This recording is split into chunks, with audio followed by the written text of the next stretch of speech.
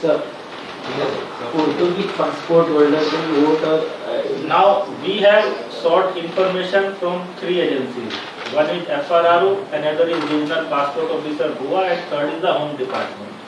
So we have got some numbers from FRRO and a big list from RP also. Yesterday we have received. Probably we will receive the list from Home Department on Monday or Tuesday.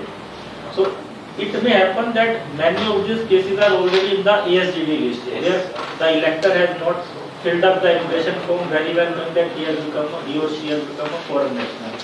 So now this list will be shared with the ERO, AC-wise, which will in turn be given to the BLO, and they will see whether these people's name come in the ASGD list already, then it is fine.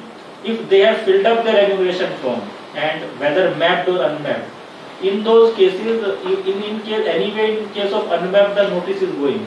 But in case somebody is mapped and ERO finds that he is already a Portuguese passport holder, then suo motu notice shall be issued by the ERO.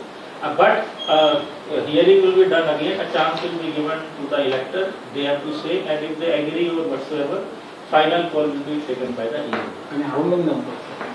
See, numbers like from 2025 for last 5 years, which RPO office has shared, the number is around 8,459. 8,459. But we are waiting for figures from the, because most of them are overlapping figures. So we are waiting for Home Department information also. We will tally the list, then give it ERO wise and booth wise. We will check it, and then finally suo motu notice again after the publication of the draft will be issued.